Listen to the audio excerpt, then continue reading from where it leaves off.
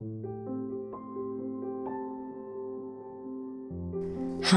and welcome to Hand Embroidery. Subscribe to our YouTube channel. Press the bell icon on YouTube app and never miss any update.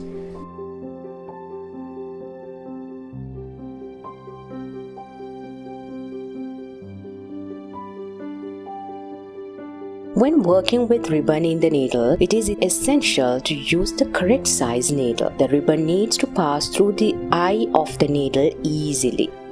If the eye of the needle is too small, the ribbon will easily become damaged before you have even started to stitch with it.